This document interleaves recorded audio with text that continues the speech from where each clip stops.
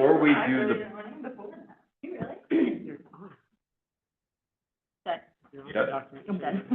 before, we move on to the pledge, though, we had a, sophomore student from Flathead pass away in a motorcycle crash, and, Braden Craver is his name. I would like to just do a moment of silence for him and his family.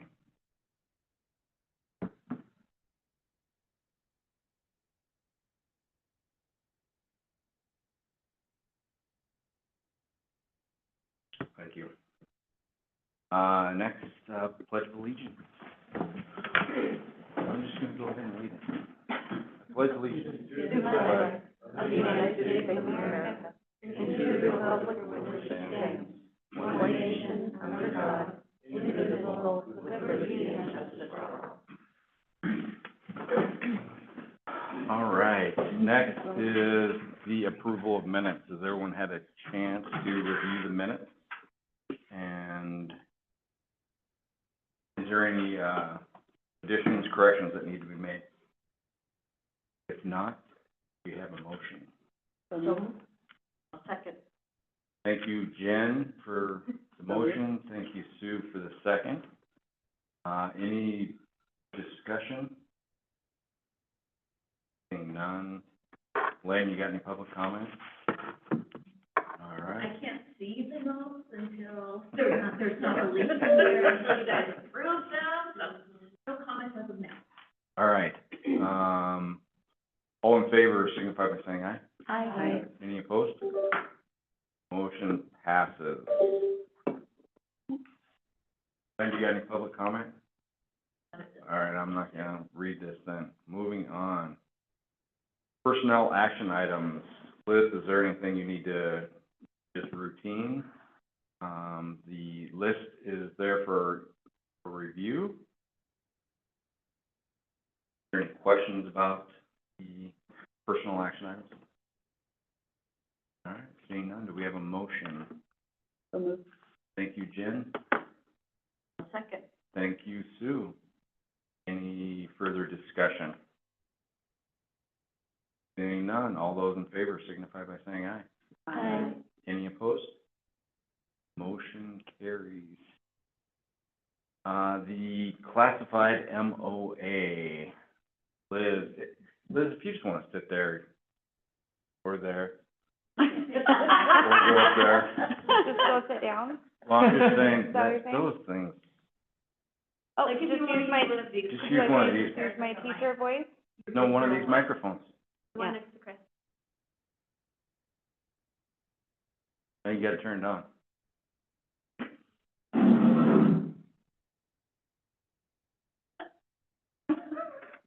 Great. So Matt, if you want to start this, or do you want me to kick it off? I'll start it.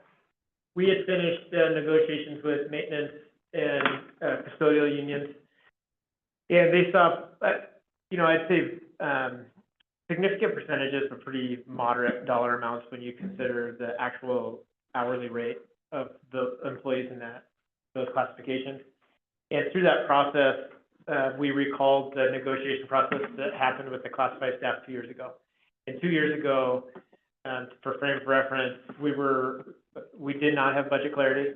We knew that we were looking at a significant deficit. We really didn't know. We were still trying to sort out ESSER funds.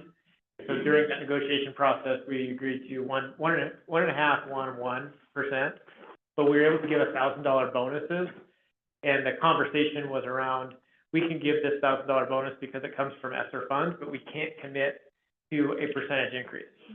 And that was honest, just I think a good conversation back and forth with the classified union. So you fast forward to where we are now, we do have budget clarity. Unfortunately, it's not positive, right? We have significant deficit, but we have clarity. We know what the issues are, and we don't have ESSER funds. So we reflect back on the negotiations in good faith with the classified union, and what we're saying to them is we don't have the funds to marry to a percentage, but we have the funds for this, and then we're doing something different with the other unions. So we reached out to the classified union and just brought up that history. Hey, we did some good work with consolidating the lanes. some language change, but here was the conversation about money. We'd like to preemptively just get back into the conversation because it feels disingenuous not to. And so we scheduled a meeting. They were happy to meet. And Sue, Scott, and Jack are currently on the negotiations committee. And I thought it was a really healthy meeting of, it wasn't like take it or leave it. It was a conversation of, here's what the district's proposing and why. And then the classified union coming back saying, you know, gosh, we were hoping for more.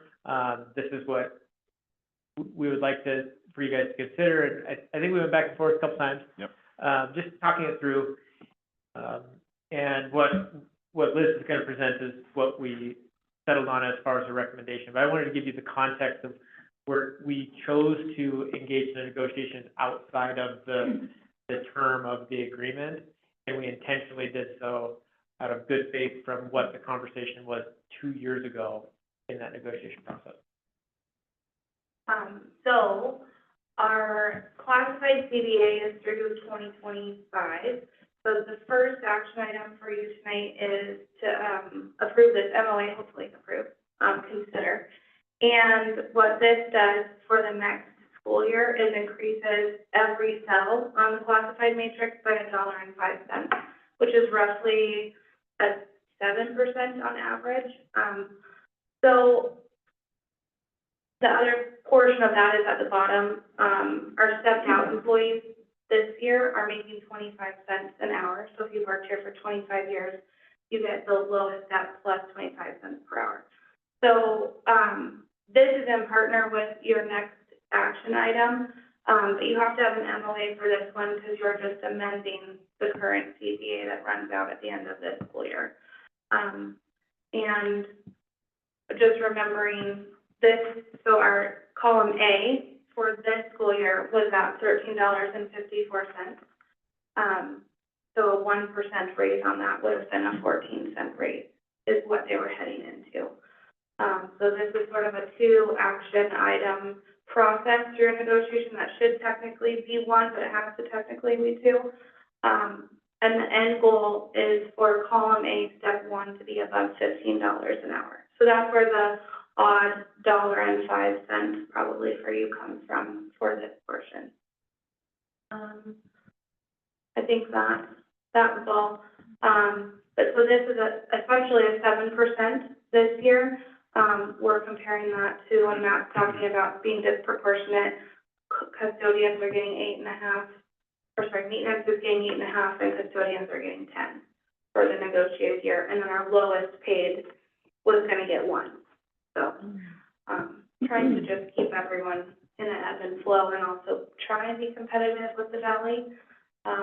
But we've also figured out our termination and turnover rates for the district, and we definitely need to do some work here. Liz, what I'd like you to do is, nice job talking through that one. If you would talk through the next one, next agenda item, and then come back to that other document so the board has perspective, and then they can vote on both of those. Okay, so part of our deal with classified, or what we brought to the table, is a 2-year. So we technically should be negotiating with them next year. Probably about January we would start. Chris Hirsch and I have been talking all year, and we do have some language considerations we want to put on the table. None of them are major. For example, I don't want to have to post internally after May, sort of like certified for a classified job. That's not major. So what this is also entailing then is a 1-year CBA where there's no language changes. And this represents then a 3% increase on the $1.05 from the previous MOA if approved.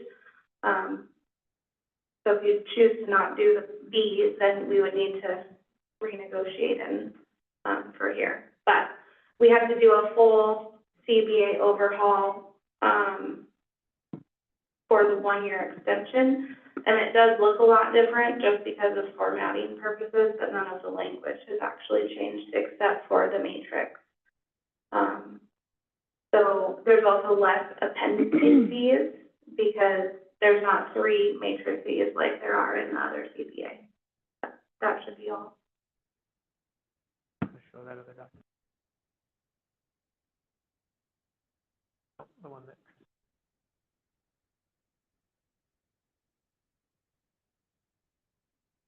So this is a document Chris put together, a sheet. Just important, I think, for you to see the whole bigger picture. Matt wanted a giant overlook. But, when we are talking about percentage, I guess the bottom line for you is gonna be row 13, and maybe Chris, you wanna speak to this a little bit, but when we're talking about percents throughout the different unions, they definitely mean a lot different monetarily. So, Chris compiled all of these, and if you could just scroll over, Pete. So 1% in each of these equates to this much money for the general fund, for each of our unions.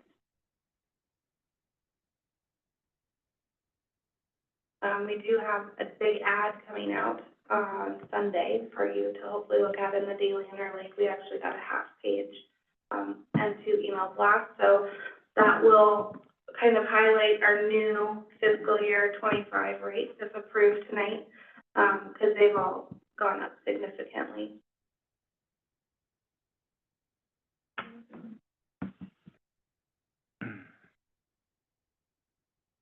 Any questions for staff? Is the ad, an advertisement for working? Great clarifying question mark, yes. Okay. The ad is for all of our open positions. Pete, would you mind going back to, we have a 200% turnover rate in maintenance one for the 23-24 school year. So not only are we going to be advertising jobs, but it's kind of a double whammy to also advertise our new rates. So, where am I going with? just that spreadsheet you were just at. If you go to the turnover rates tab at the bottom. We've just done some rough estimates, but, SHRM, the national organization, hopes that you shoot for about a 10%. So you have a reference. When you look at exit surveys, which we do provide all of our termed employees, whether they choose to or not, to fill out, pay and, livable housing is definitely number one. Or someone else got a different job somewhere else and they need to relocate. But pay, so we are hearing them and taking some things off that checkbox. First one. It seems like for a long time, it was mostly percentages we were talking about, things changed a little bit after. This, idea of the number, with all the different negotiations, does it feel like, what's kind of the perspective that people are having of that? And also, one of the times that it comes up is when we talk about percent increases at the top. Everybody's getting the percent, it makes it so much higher. Is it a part of the conversation in all the negotiations that you've been, that it's like dollar? Not in all of them. The classified, we were gonna come with a percent. The classified union actually asked for a dollar amount. I'm thinking that's what you're talking about? Yeah. Okay. And then they kind of pivoted, back to, I mean, it's just sort of which, do we wanna honor the new hires and hopefully get more of them, or do we wanna honor longevity? With a lot of our unions right now, our non-union employees, we actually are seeing kind of a wonky backward bell curve. So we have a lot of new hires and we have a lot of career employees. We don't have a lot of the in-between. And so it's sort of opposite spectrum. So we've talked about it in every single negotiation. It has come up.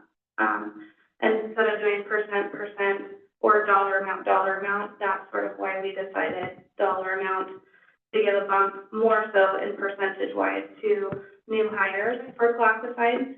And then in the second year, percent, and it is a bigger per hour amount for career employees. And just because I'm not in the room, does it feel like the long-term employees have a lot of pushback against that, or do they see like the necessity because of?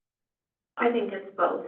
I think, when you just look at the understaffed nature of all these unions, people want to be paid well, and they want to be paid as much as possible, but you can only pay so much money for someone who's working a lot of overtime and feeling burnt out. And so we also, I think the sense from all of the unions that I've negotiated with this year have a sense of wanting to continue on the work that they're really proud of, and honoring people that come in and are hopefully going to take that role with the best pay possible. The classified union, before you do vote, said that they did feel very appreciated with the board and Superintendent Jensen coming to the table just with this offer, because they are very well aware they could have been getting 1%.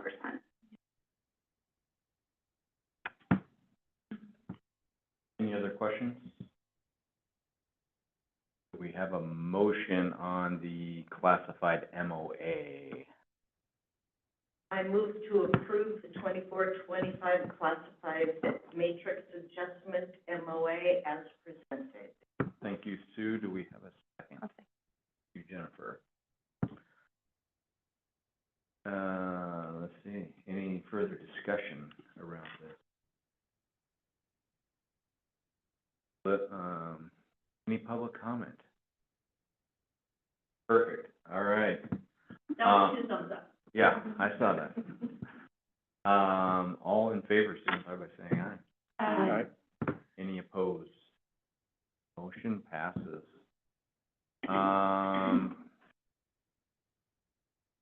Do we have a motion for the classified CBA for 25-26? So moved. Thank you, Sue. I'll second. Thank you, Jennifer. Any further discussion around that? Any public comment? Seeing none, all in favor, signify by saying aye. Aye. Any opposed? Motion passes. Stuff. For MTSBA membership election ballot. Chris, do you want to talk about this? Sue, do you want to talk about this?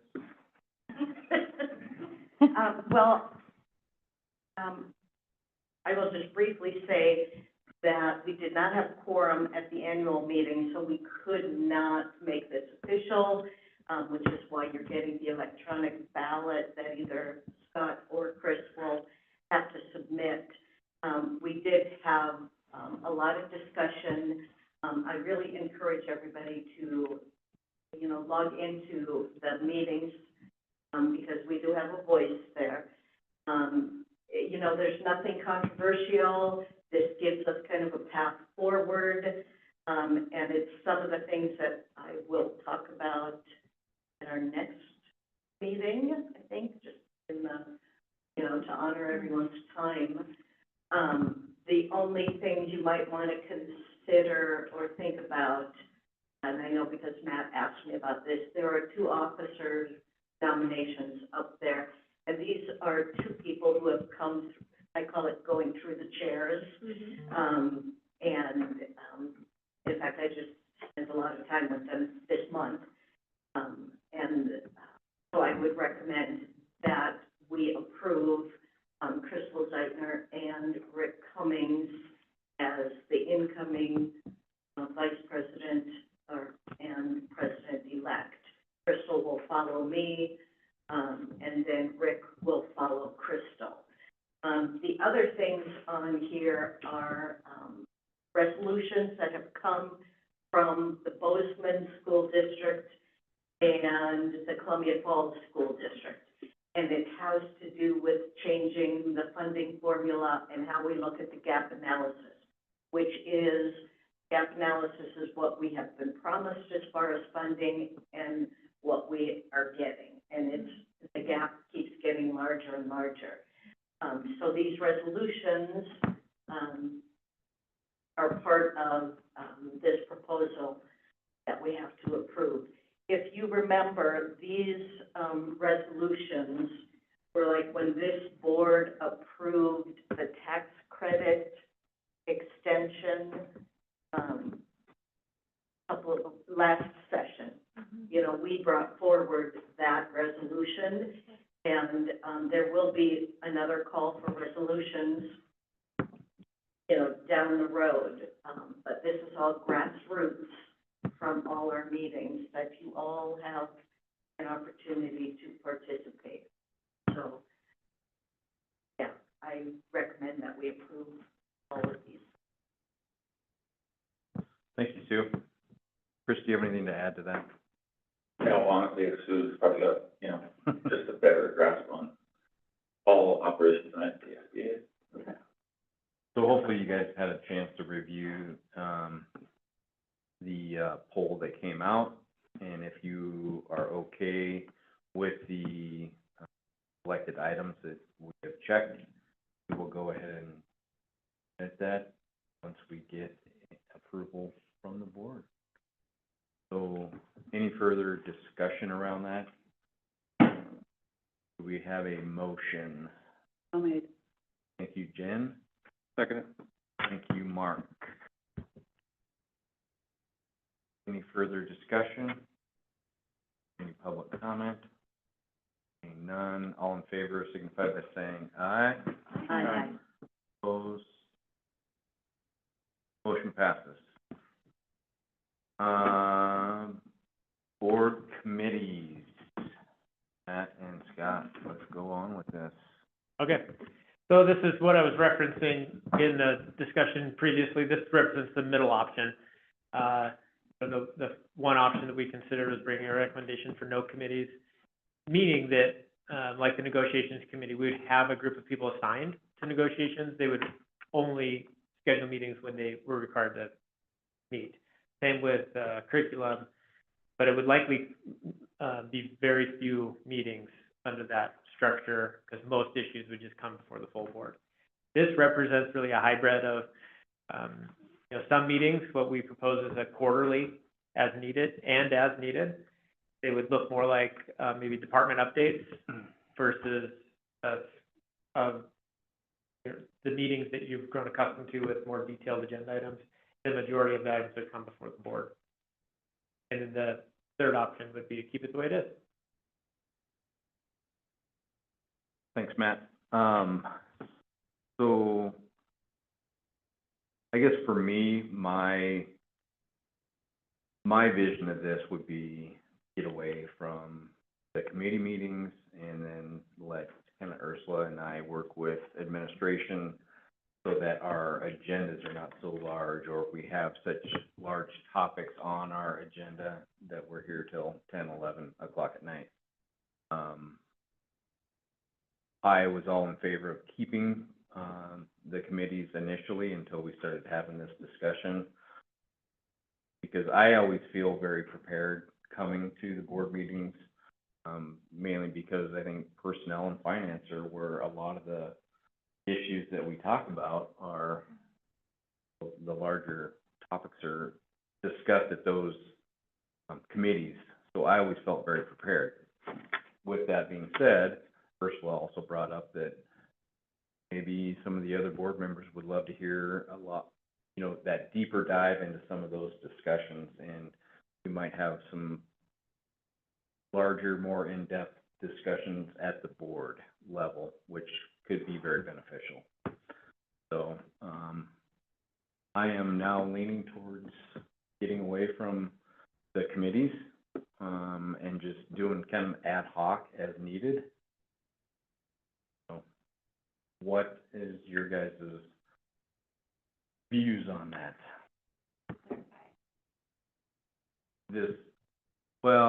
This would be kind of the quarterly one that is up right there. Ad hoc would be if we needed to put together a committee for whatever reason, we could do that. We would use probably this list currently that is up there as, if we have to call a meeting, that's who would be called. Yeah. Thank you. I support it too, and especially if we have to meet, we can meet ad hoc. Mhm. Otherwise, that's great. I was curious how often, when you guys have your meetings, it'd be good to have a board member, you think yourself, it'd be great to have a board member here. You guys ever have meetings where I didn't think so. No. I actually do think that a fresh mindset around some of these topics would be healthy. Conversations that we've had with the big rocks, those are all discussions that impact lots of people. And so when you put together a committee meeting of just the board, it's a different type of conversation than if you put together a committee of people to talk about the issues. And we just had a personalized competency-based education meeting they had with admin, had some union representation in the room. I don't know if we had teachers this time. But that feels good because we're authentically seeking feedback and we run those meetings differently. I think having a board member in that room would feel good, make it even better. But no, I don't think, for us presenting something at a committee meeting, there's definitely some feedback of like, hold it or go forward with it. But really the direction comes from the full board as far as agenda items. Linda, you had something? Just that I support the ad hoc. Matt, you do a great job of summarizing the things that we need to consider for each agenda item, and I think that's great. So, that helps a lot too, so. Thank you. I guess I was gonna offer up if I have a couple days' notice, I could if would be of any help, and I'm sure everyone here would agree with that, maybe that could be an ad hoc type of thing too, where, let's get a board person here. I'm open to it. Yeah, when we were discussing it earlier, I was, in full support of this. And the only thing that I was thinking of is like, we were in one curriculum meeting where we got to check out the new textbooks. So like stuff like that, it would be cool to let the full board see those and not just that committee. So I think that's a good idea. I'd like to be.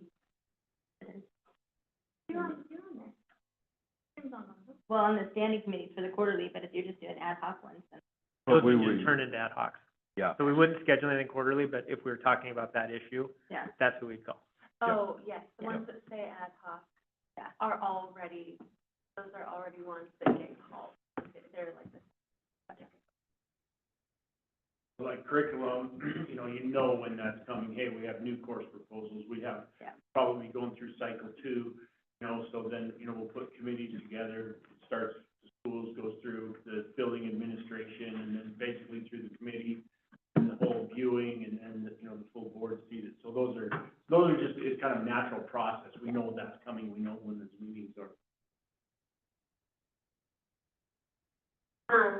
Obviously, I was in the first meeting. The only thing that I have been kind of considering that I thought it would be interesting to hear the rest of the board's feelings on this is, we had talked about that with the committee structure, and Rebecca mentioned it too, like only the people on the committee are there to give feedback.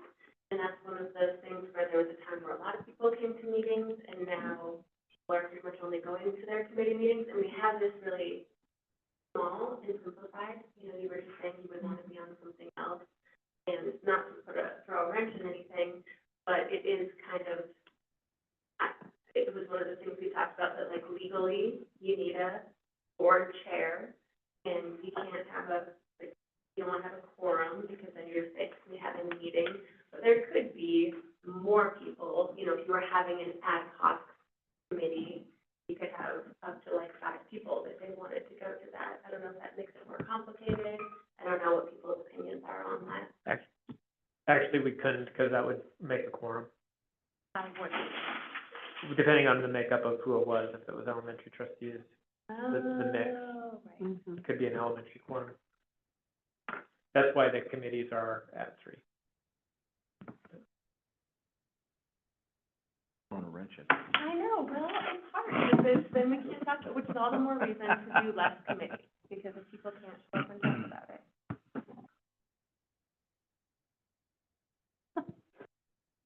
Any other discussion on this? I think we're all kind of in favor of at least giving it a try. Mm-hmm. And if it turns out that it's not working, that our board meetings are going too long, or we don't feel like we're getting enough information because we're having to condense our agendas to make our meetings not really long, then we can change things up.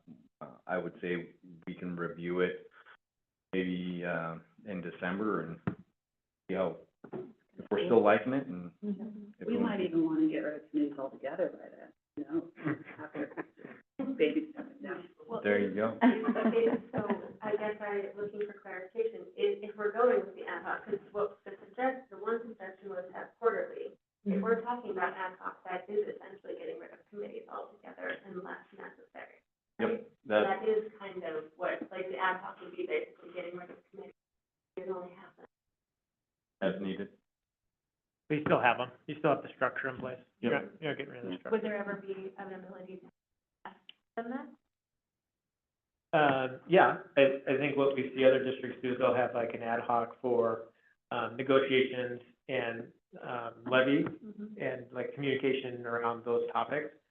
And curriculum, they need those, but other than that, they don't have any of those structures in place. For us to keep the structures, I think the ad hoc means whenever we want to call a meeting, and that can be, back and forth. So if the trustees say, hey, we want the administration to schedule a meeting into this, they can do that. They can call the meeting, we can call the meeting. And kind of the other reason I'm in favor of it too is I know how much work, staff puts into putting these meetings together, putting the presentations together for us, and the time it takes for them to present at each meeting that it goes to. Their time can be spent better on other more important things that we need them to be focusing on. If you guys are in favor of it, then I will, or we can just direct them to bypass the committee meetings at this point, call them ad hoc, meetings as needed, and move on. Perfect.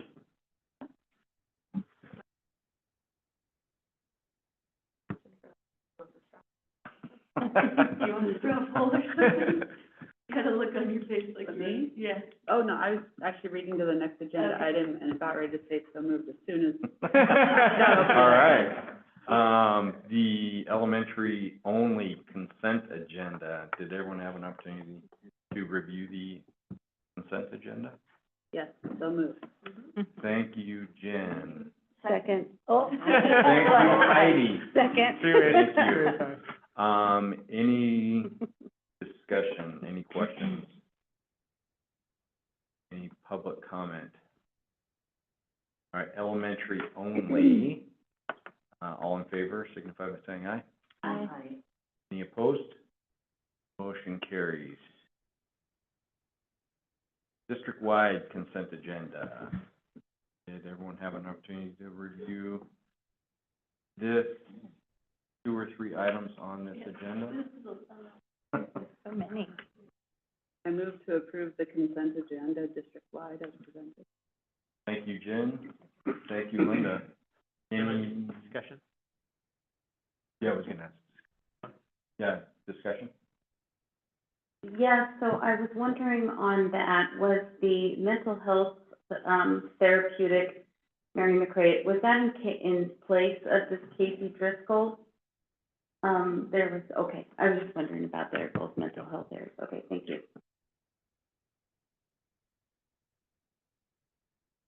Is the pizza gonna be any better this year?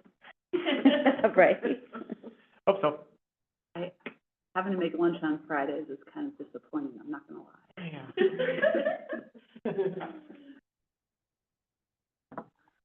Any, further discussion? Any public comment? All those in favor signify by saying aye. Aye. Any opposed? Motion passes. Upcoming meetings. There's no committee meetings, as you see. They're to be determined by, staff as needed. Let's see, next board meeting is on the 9th. Is a few days after I get back from my cruise. And we historically have not scheduled the second meeting in July. So the first meeting would resurface back in August after this meeting. Heads up. And the Doris Mountain Summit, starts at 7:15 a.m. tomorrow morning, continental breakfast, with the opening remarks at 8, of which you learn what the Doris Mountain Summit is, including at 8:30. You want to do that? Is that here? Okay. If you miss that, you can go on Thursday, continental breakfast at, 7:15, and, But you're not gonna know why it's called, Doors Mountain. well, then you won't know, We'll have to but ask you can around. listen to Buy In to Be In, starting at 8 to 9 o'clock. Really tricky, while making it from, Chicago. Yeah. I was about to say, there are Zoom options for you. All right, do we have a motion to adjourn? Thank you, Lynn. Thank you, Jen. Do we have a second? Thank you, Heidi. All in favor, signify by saying aye. Hi. Hey. Any opposed to adjourning? I like these quick